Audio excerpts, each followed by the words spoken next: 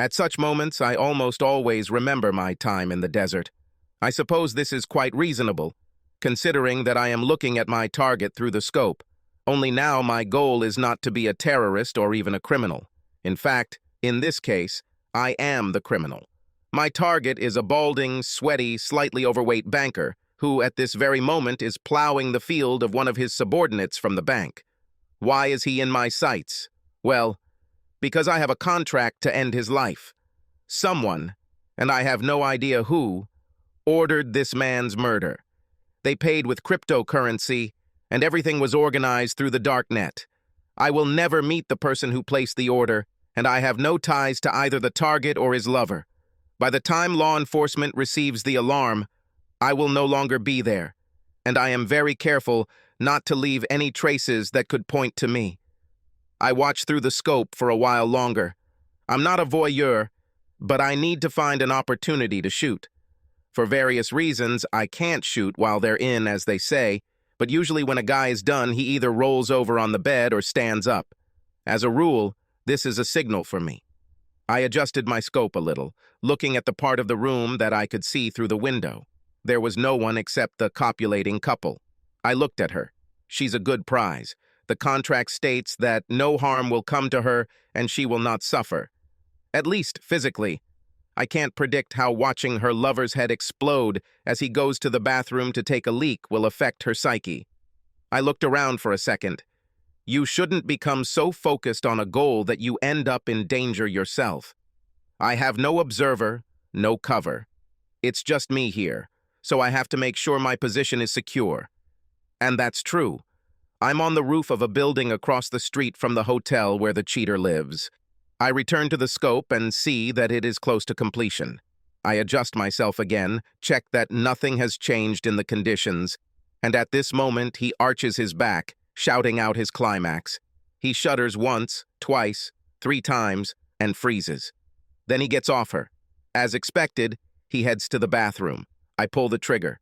I'm gone before she even starts screaming, and by the time law enforcement gets there, I'm already miles away.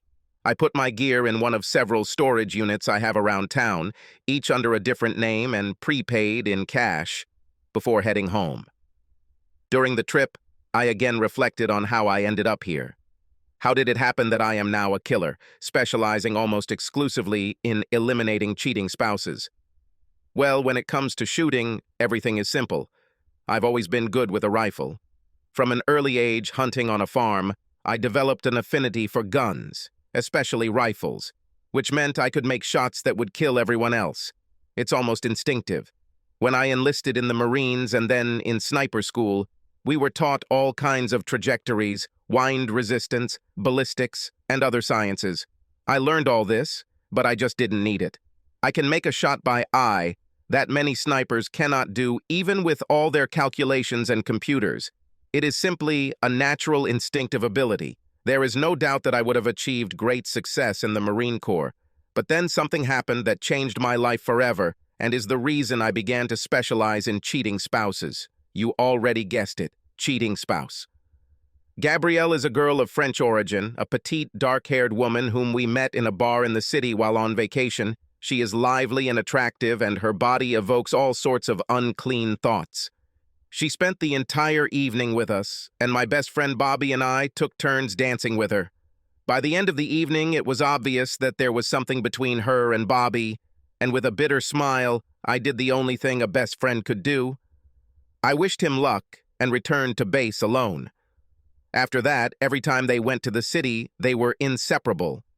I would either start the evening as a third wheel, trying to find my own company as the evening progressed, or sometimes she would bring a friend to keep me company while she and Bobby had fun with each other. I was surprised when, after 3 months of dating, Bobby came to me to show me the ring he had bought for her. "Wow, Bobby," I said, "that's a rock. Are you sure you're ready for this?" He chuckled. "When you know," he said, taking the pose of an old sage.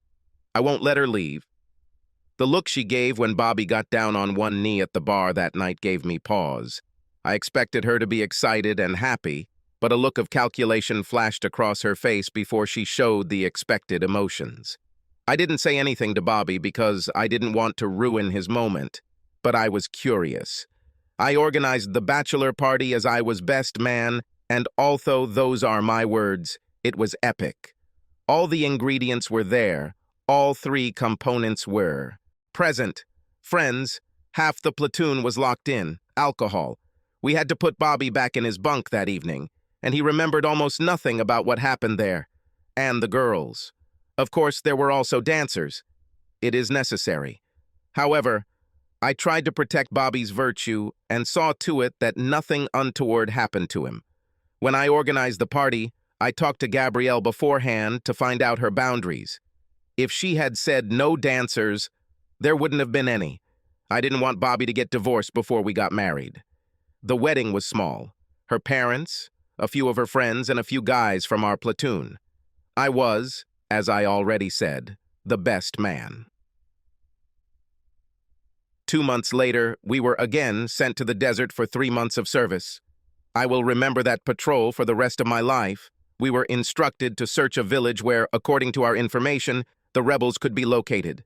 My spotter and I had already scouted and found a place where I could provide surveillance for the guys. The situation wasn't ideal, as I still couldn't see some places. But this was the best option.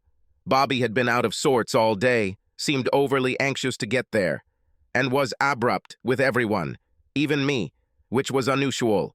When I asked him what the problem was, he just grinned and said he was just itching to get going.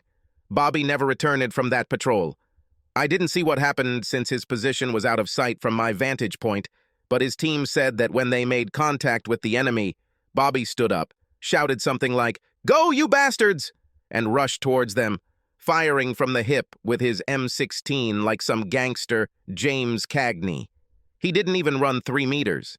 As his best friend, I was tasked with collecting his things to send to the USA, and that's when I found the letter. Dear Bobby, I know this is the coward's way, but I need to tell you that I dated someone else, and we fell in love. I'm leaving you so that he and I can be together.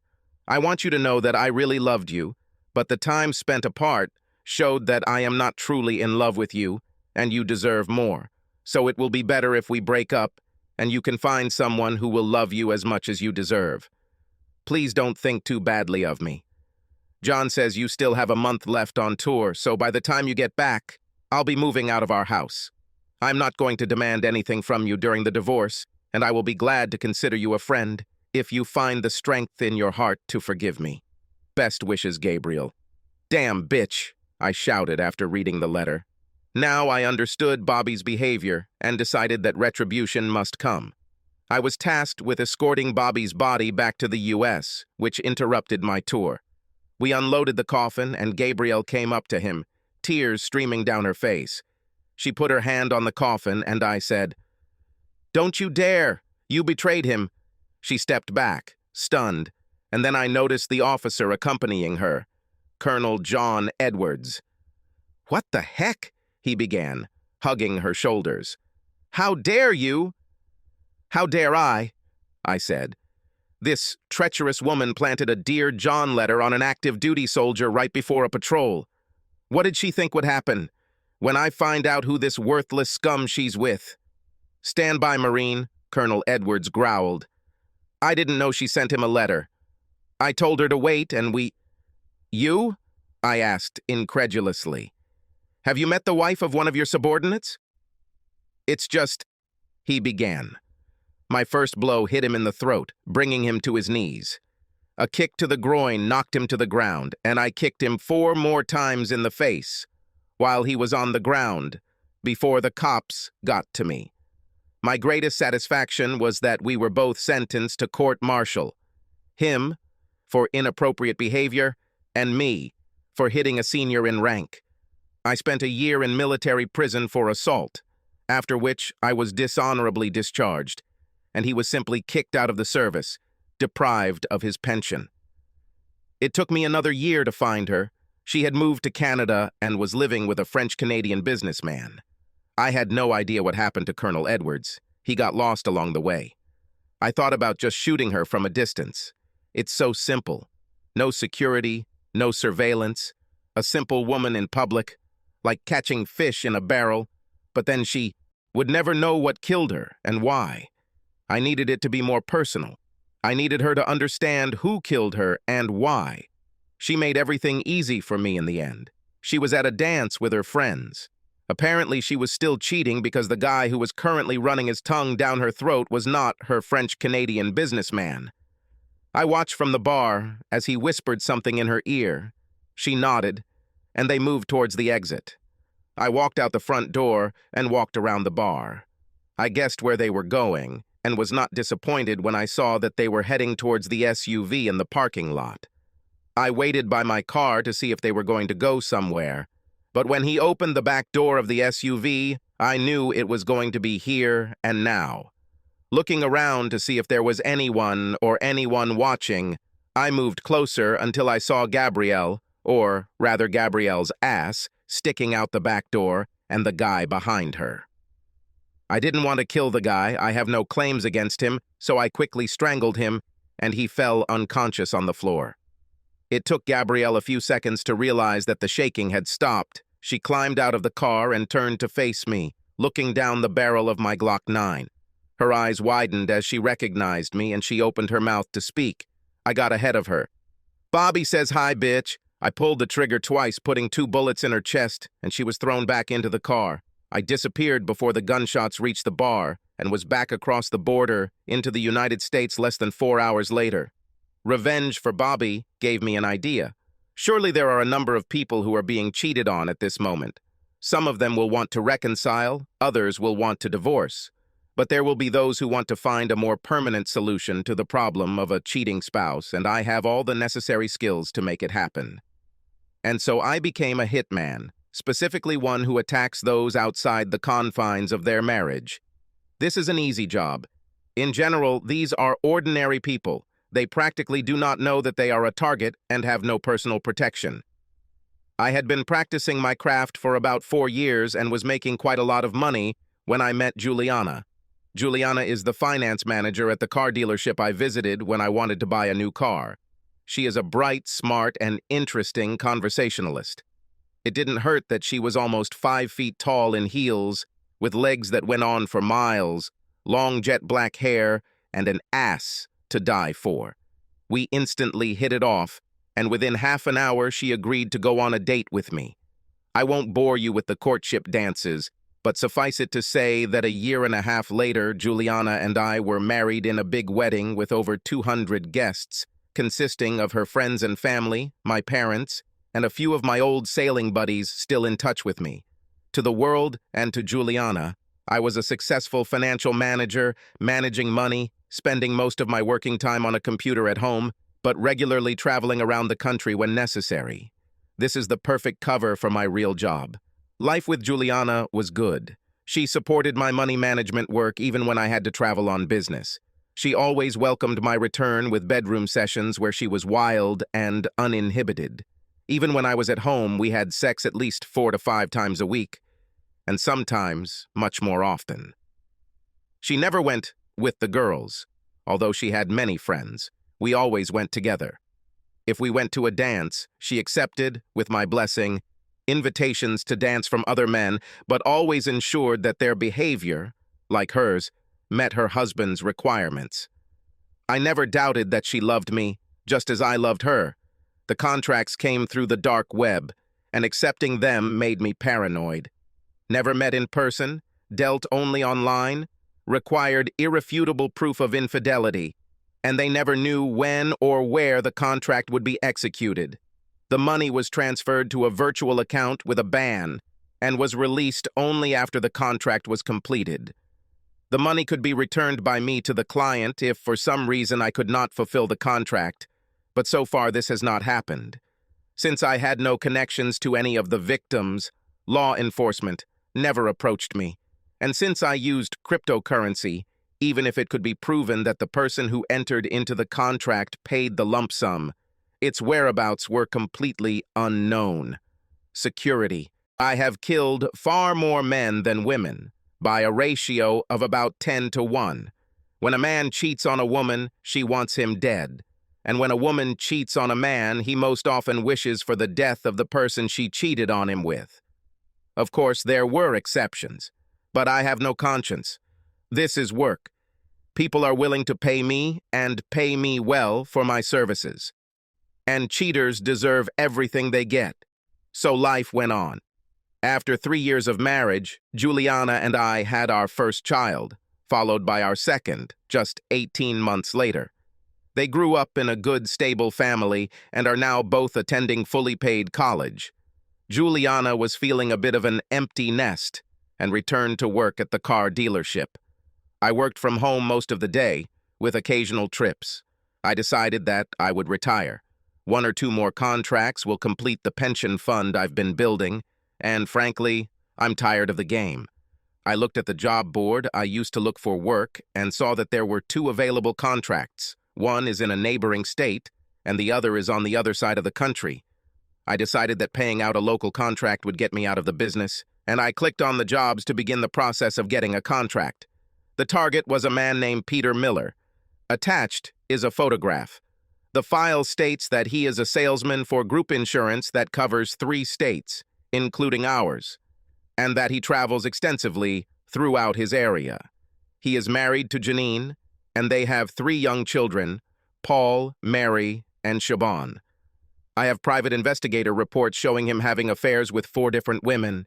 He is currently on the road, and his route has brought him within 50 miles of where I live. He is going to stay at a hotel for a week.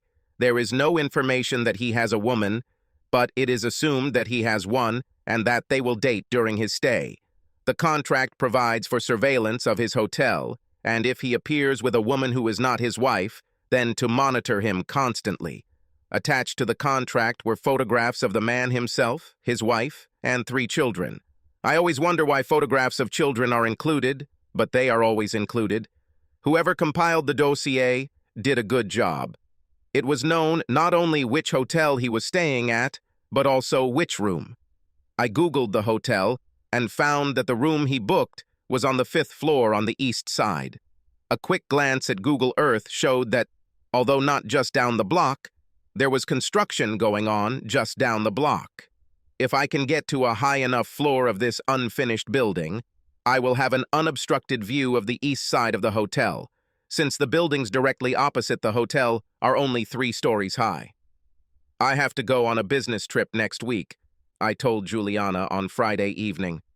I will leave on Monday morning and return on Thursday. Perhaps Friday. She looked up from the book she was reading. I thought you were done with them already, she said. Without complaining, I just asked.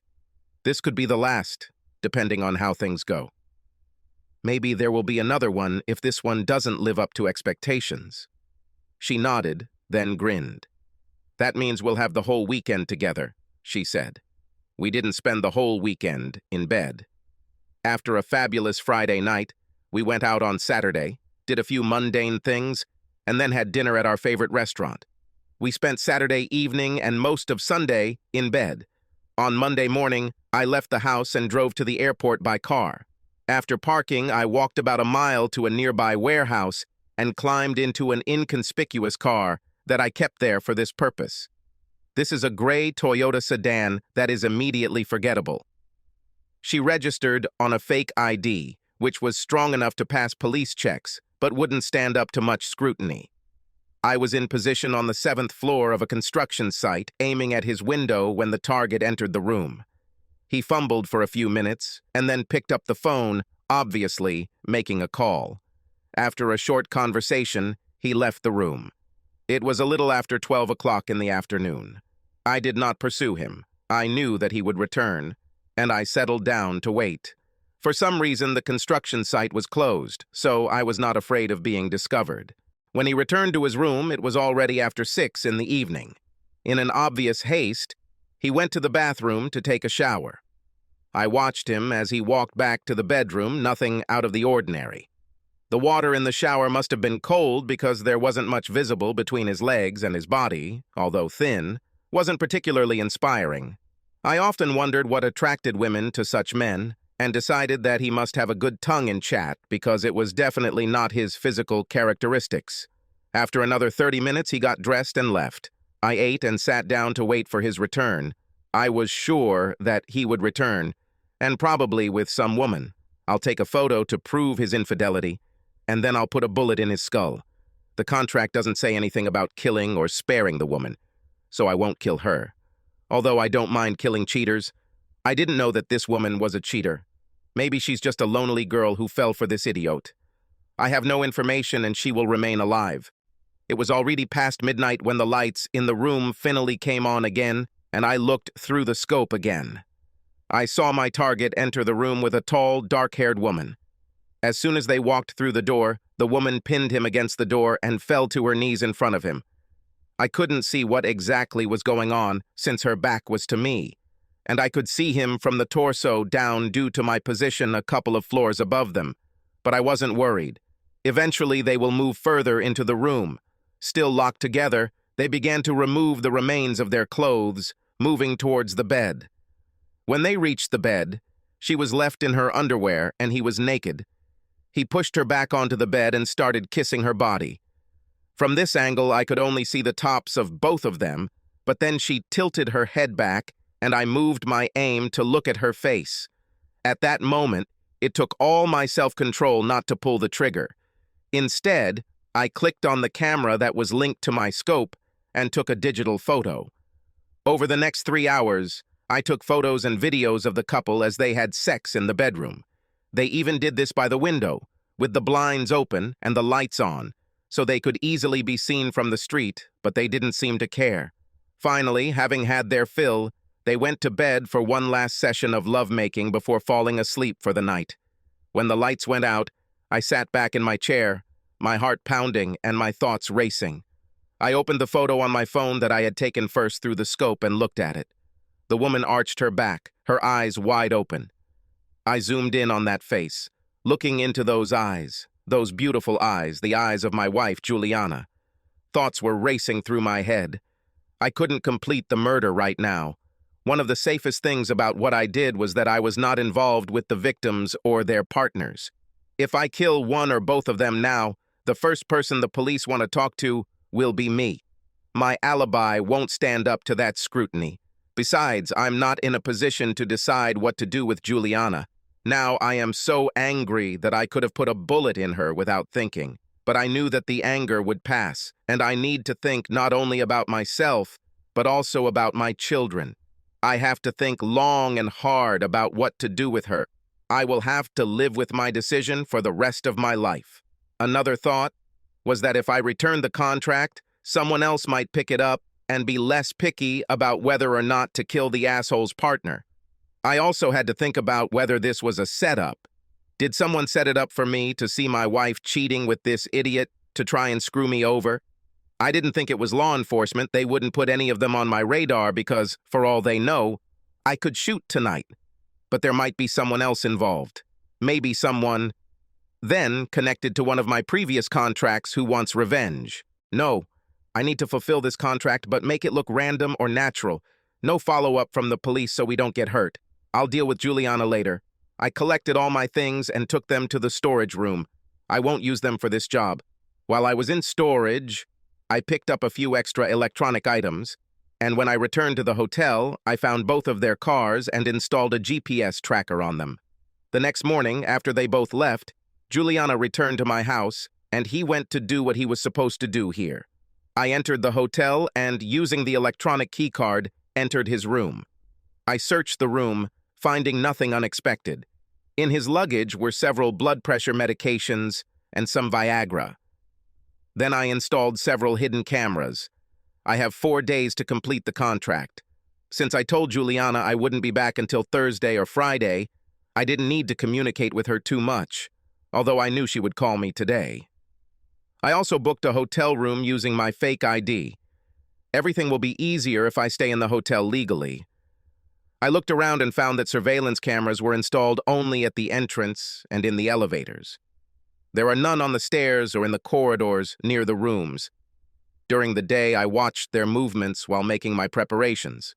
Juliana was at work, then went to the gym, then returned home. After a while, his tracker showed that he was heading towards my house, and I swore to myself that if she let this asshole into my house, I would kill them both on principle and not care about the consequences. Luckily, He didn't come within 5 blocks of my house. Just after 6 in the evening, Juliana called me. "Hey, baby," she said. "Hi, honey. I missed you last night. I thought you'd call." "Sorry, I fell asleep in front of the TV, and when I woke up, it was already late," she said without the slightest pause. "I thought so. That's why I didn't bother you," I said, clenching my fist. This was the first time Juliana lied to me. Obviously, there were others, but I just didn't know about them. "How are things going with your meeting?" she asked. "An unexpected complication has arisen. Someone showed up unexpectedly at the meeting, and this raised some questions. I am confident that I will be able to close the deal, but it may take a little longer and be a little more difficult. However, once everything is done, I will no longer go on business trips," I said. "So you'll be back on Friday, not Thursday?" I could swear I heard a smile in her voice. "You don't seem too disappointed," I replied rather caustically. "Oh, no, not at all. I was just glad when you said that this was your last business trip. If an extra day on this one means it's the last, then it's worth it," she said. "So, what are you doing tonight?" "I just got back from the gym, so I'm going to lie in front of the TV," she said, "and go to bed early. I also need to work." "Well, remember what Mom always told me," I joked.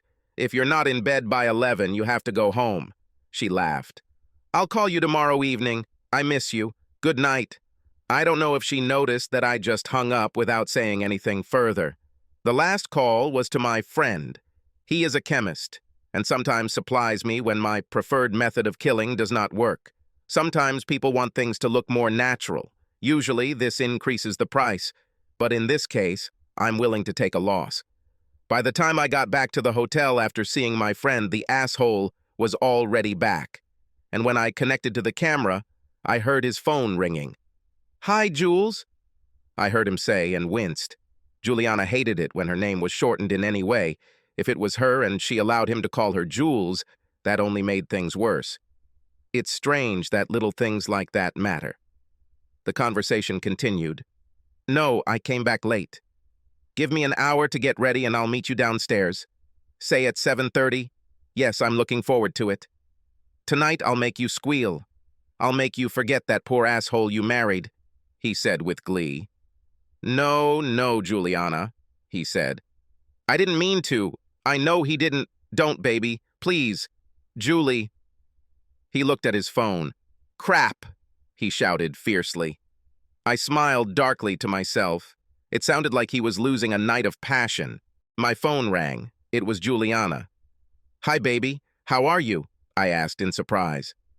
"Nothing," she said. "I just remembered that I didn't say I love you when we talked. And I just wanted to make sure you knew that." She sounded slightly upset. "Are you okay?" I asked. "You're saying something wrong?" "I'm fine," she replied. "I just miss you, that's all." I heard her phone beep, letting me know there was a call. I looked at my computer and saw that the goat was talking on his phone and guessed that it was he calling her.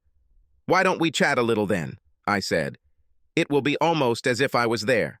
I waited to see what decision she would make. Continue talking to me or go back to talking to the jerk so he can charm her into another night of sex. She made the wrong decision. "No, I'm just stupid. Listen, my mom is trying to call me. I just wanted to say that I love you. Good night." The words were out of my mouth before I could stop them. "Good night, Jules." I hung up. I wonder if she noticed. Back in the asshole's room, I heard his phone ring, and he smiled as he picked it up. "Hi, baby." "Yes, I'm sorry. I'm very sorry. I know you don't like it when I say bad things about him. It's all just my insecurity. I just want to be a better lover to you and know that I make you feel as good as you make me feel. No, I will not." "Okay, tomorrow then. How about I invite you to dinner at Archie's? Shall I reserve a table for 7? Yes, I know. I'm sorry it happened like that. Yes, I love you too, Juliana. Good night." I love you too, I thought. This means that she confessed her love to him. Was this just a reflexive way to end the conversation, or did she actually love this asshole? I'll find out tomorrow. Soon after, I heard him call room service and order food and a couple of beers. I decided it was time to make my move. I waited for the food to be brought to my room and for the hotel employee to leave. Just as he sat down to eat, I knocked on his door. I stood to the side so that he wouldn't see me through the peephole, but I don't think he even looked. He opened the door and looked at me. The surprise on his face as he stared down the barrel of my silenced Glock was priceless. "Good evening, Peter," I said affably. "Can I come in?" For a moment his mouth worked silently, but I moved forward and he instinctively retreated. The door closed behind me. "What do you need?" he asked. "I have about $500 in my wallet. You can take it and—" "Nothing so rude," I said. "I just want to have a nice chat, in a friendly way. You see, my employer, I think you know her, this is your wife Janine, asked me for some answers. And you, my wonderful friend, will give them to me. I already have a lot of information, but there are also gaps to fill, so if you lie to me, I will find out and shoot you." He turned pale. "I actually don't want to shoot you," I continued. "It sounds like hard work, and your good wife would rather just divorce you and humiliate you. Financially, you're worth more to her alive than dead, and she thinks your kids will miss you if you die, but she wants to know the whole truth about your dirty deeds. Make no mistake, she will stalk every single one of the women you cheat with and tell their husbands what they've been up to. If you tell me everything completely and right now, I will leave this room without having to clean up your corpse. Sounds reasonable?" I took a bottle of beer, uncorked the cap, and handed it to him. While I uncorked the second one and took a sip, I became gloomy. "Is this the best thing they do here?" I asked. He looked at me, hope flashing in his eyes. "So, if I tell you everything you want to know, you won't shoot me?" he asked. "I won't shoot you. I'll leave and let you get on with your life. I would suggest that you call your wife after I leave, and maybe, if you humiliate yourself enough, she might even take you back, if only for the sake of your children." I pointed to one of the chairs. He sat down. "What do you want to know?" he asked. "There are 4 women about whom I know almost everything I need." I listed their names and places where they live. His mouth opened. "I also know that one. Woman lives here in the city. I think her name is Juliana and she works at a car dealership." He nodded. "Your wife doesn't know much about her, so let's start with her. Tell me everything about Juliana, how you met, how long you had sex with her, everything." He started slowly, but told his story while sipping the bottle of beer I handed him. He met Juliana about 4 months ago. I visited a car dealership where I sold my insurance and talked to her as a financial officer. She is beautiful, charming, with an absolutely amazing body, and he immediately decided that he had to have her. Their meeting lasted most of the morning, and he invited her to lunch. He was surprised that she agreed so easily, and even more surprised when, after dinner, she suggested that he take her to dinner that evening since her husband was out of town on business. They ended up returning to his hotel, and she gave him a night he would never forget. He started to describe what she did for him, but I interrupted him. "I don't need such details." "So, how often did you meet with Juliana?" I asked. "We met about 8 or 9 times.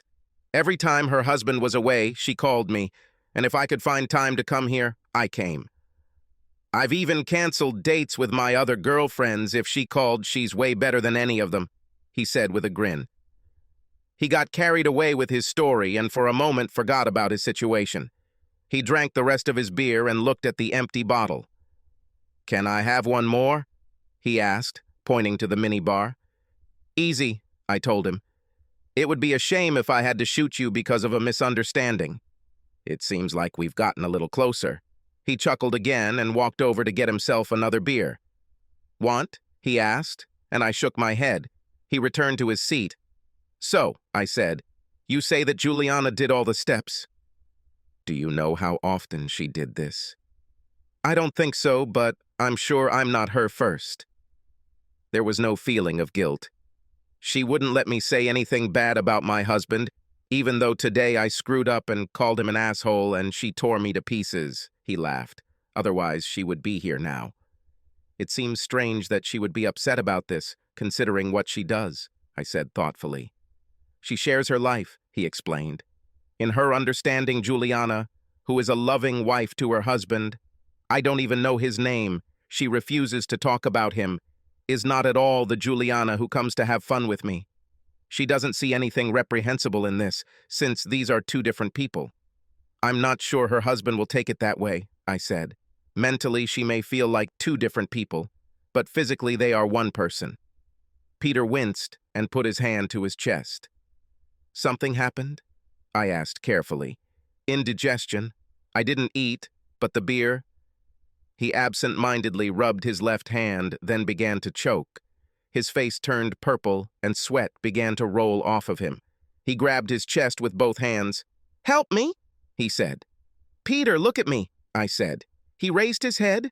His eyes were frightened. He was out of breath, and I saw that he didn't have much time left. "You should have stayed away from Juliana," I said. "My wife's." His eyes widened for a moment, and then rolled back as he lost consciousness. It would take him another 10 or 15 minutes to die, and I used that time to make sure there was nothing in the room to indicate that anyone other than him was here. I turned on the TV, but quietly, and moved the food that housekeeping had brought in front of it. When his body is found, it turns out that he simply suffered a fatal heart attack while eating dinner and watching TV. Since he was already on blood pressure medication, I was confident that even if they did a full autopsy, they would find enough heart disease to explain the heart attack, especially since he was also taking Viagra, which is definitely taboo.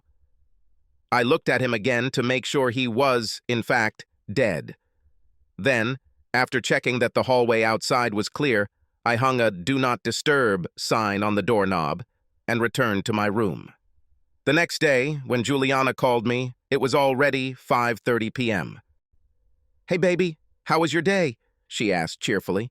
"Great," I said. "I have solved one of the unresolved issues, and I am confident that I can solve the last unresolved one. Listen, I got an idea. Since this is my last business trip, why don't we fly to Mexico for the weekend? I can pick you up at the airport, and we can celebrate the weekend, and maybe even turn it into a longer vacation. I'm sure you're due some time off, but even if you're not, just say you're going. It doesn't look like you need this job." I laughed. Juliana laughed too. "Sounds like a great idea. I'll talk to Barry tomorrow and see what he says. I'll call you tomorrow evening and we can book the tickets." "Great," I said. "So, what are you doing tonight?" "Everything is as before. I need to finish some work and I'll watch the series." I looked at the time, knowing that she thought she had dinner booked at 7, and it would take her at least 40 minutes to get there. "Listen, baby, the oven just beeped, so my dinner is ready. I'll talk to you tomorrow, okay?" she said. "Okay, enjoy your dinner and cheat," I said. "Bye, baby. Love you," she said. I hung up. At 8:30, I heard a knock on the door of Peter's room. From the moment I put up the "Do Not Disturb" sign, the maids had not come into the room, and I guessed that Juliana had come to the restaurant, waited, and came to find out why he was late. The knock was repeated. 20 minutes later, I heard the lock squeak, and the door opened. A hotel employee entered, followed by Juliana. When they saw Peter lying with his face buried in the frozen remains of last night's dinner, the employee rushed to him. Juliana stood in the doorway and watched what was happening. "He is dead?" she asked. The hotel worker took a pulse, but it was quite obvious that he was dead. His body was motionless. "Yes, he's dead." Without saying a word, Juliana turned and left the room. By the time the employee realized she was gone, she was already in the elevator and leaving the hotel. The police and ambulance were called, and, after rummaging around in the room for some time, they found his medications. Doctors concluded that he had suffered a fatal heart attack, given his state of health and the way they found him. Police spoke to a hotel employee who told them they entered the room at the request of a woman who had come to visit the man, and together they found him. He didn't know this woman, but when he saw her at the beginning of the week, she came to visit him. However, the man had been to the hotel before and had several female visitors. The employee thought they might be escorts, but didn't say anything because the man gave good tips and they weren't noticeable. After everyone left, I went and picked up my surveillance equipment, packed it up, and checked out of the hotel in the morning. In the parking lot, I removed the GPS tracker from Peter's car, which was still parked there. On Saturday morning, I picked up Juliana from the airport, and we went to the villa I had rented. She squealed with joy as she looked around and saw a private pool with sun loungers and said, "I'll go change clothes. Can we chat for a few minutes first?" "Jules?" I asked. She turned her head and looked at me. "You know I don't like it when you call me that," she said. "Why?" I asked. "You didn't seem to mind when Peter used that name." She turned pale, but decided to be bold. "Who is Peter?" "Do you know him?" "Peter, insurance agent. The one you've been having sex with for the past 4 months. The one you spent Monday night with when you said you were so tired you fell asleep and didn't call me," I said. "I don't know who you were talking to or what you heard, but—" she began. I put a 2025 photograph on the table between us. It was the same photo I took at the beginning, through the scope, of her lying on her back, her eyes wide. She sank into a chair. "Oh," she said. "About?" I asked. "Is that all you have?" "About?" She shrugged. "How long ago?" I asked. She looked at me evenly. "About 4 months. I take it he wasn't the first?" "Do you really want to do this?" she asked. "Do what? Find out the truth about your cheating wife? Insults? Seriously? Maybe you can find something original to call me and impress me. But before you start, there's something I'd like you to know." "And what?" "Why did I do this?" she said. I started to say that she did it because but then I stopped myself and let her know to continue. "We've been married for a long time, haven't we?" she asked. I nodded. "Can you tell me how many times a week on average we have sex?" she asked. I thought about it. "Well, with age it began to decline," I began, but she interrupted. "Really?" "Yes. At first we had sex every day, sometimes 2 or more times a day. But once we got over that teenage wildness, we started having sex at least once every 2 days, and sometimes more often.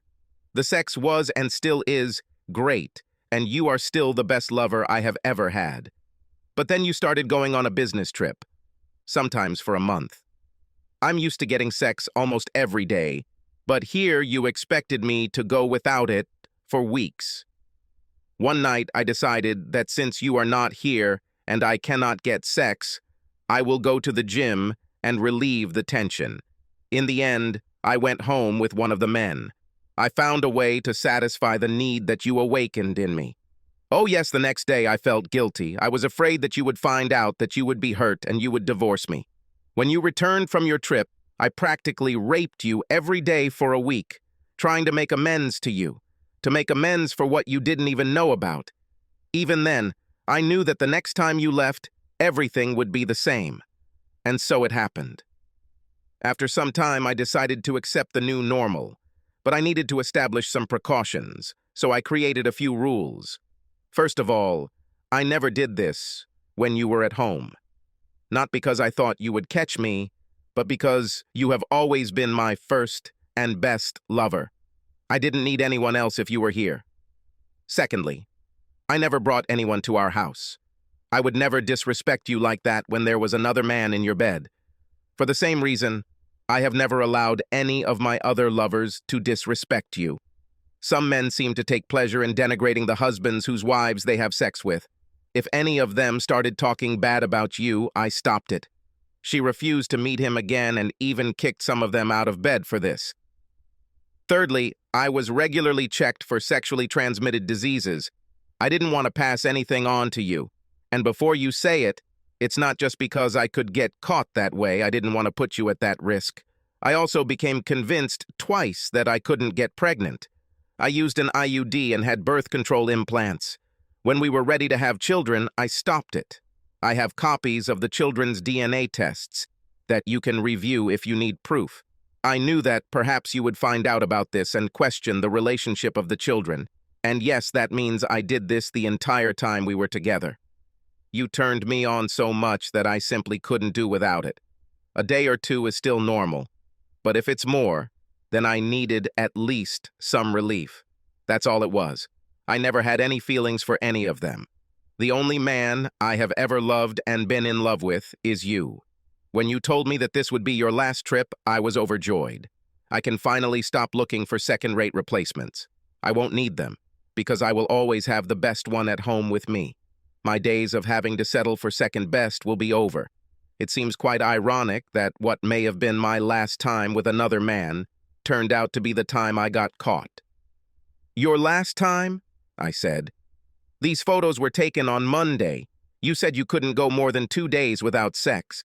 So do you really want me to believe that you didn't go out on other nights? What about Tuesday, Wednesday, and Thursday? She laughed a little. He called me on Tuesday to say he was back at the hotel, but he started talking bad about you, so I told him it was over between us and I wouldn't date him again. A little later, he called back to apologize. I forgave him, but said that I was done with him for that night, and we would see him on Wednesday.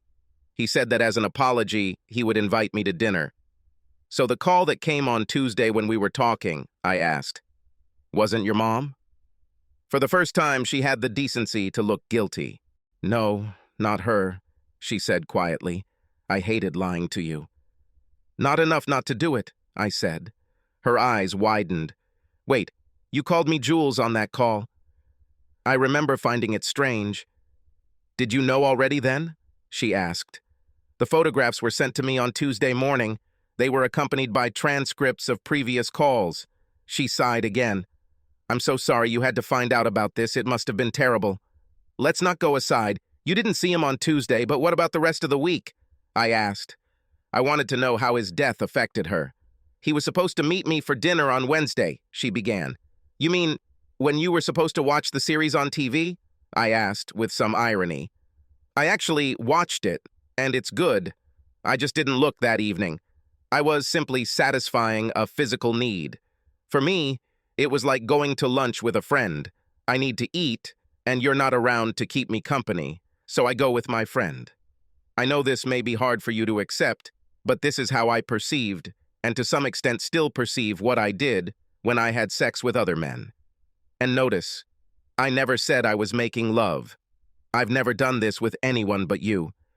You're stalling for time, I said categorically. Trying to avoid telling me what you did on Wednesday? Not at all, she said. As I already said, we were supposed to meet for dinner, but he never came. I sat in the restaurant for 45 minutes, and I must say I was furious. I've never been set up before. So I decided to go to his hotel.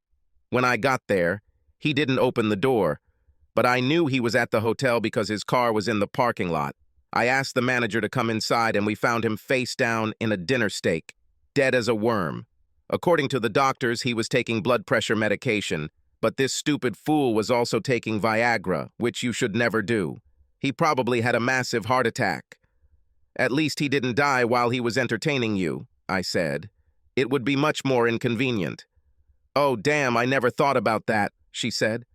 It would definitely make a fuss. His poor wife would have found out about this. I think she already knew, I said. I suspect that it was she who sent me the photographs. Juliana nodded.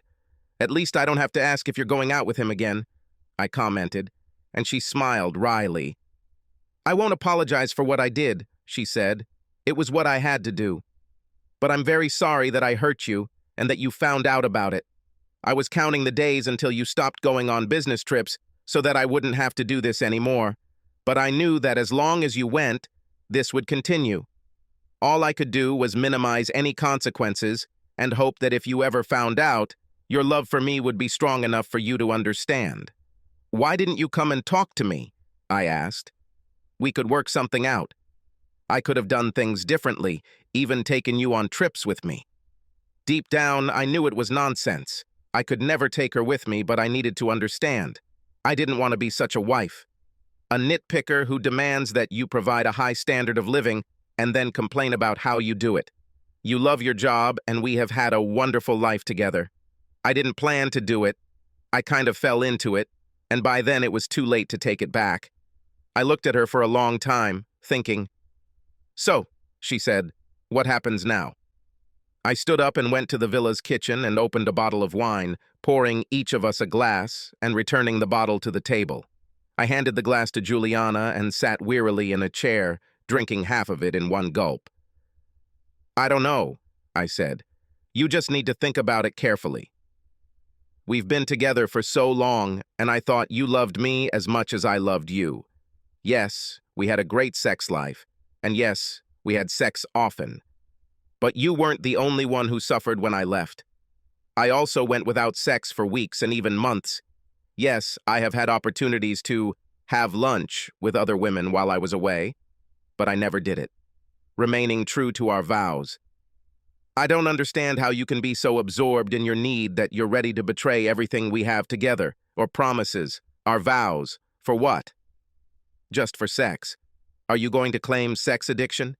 Do we need you to see a psychologist?" She opened her mouth, but I raised my hand. "Please, I gave you permission to speak, but at least do me the courtesy of listening to me for a while." I leaned over and filled her glass and then filled mine. "I have so many questions. How can you separate sex and love so easily? I always believed that men did this, not women, that women needed love to have good sex.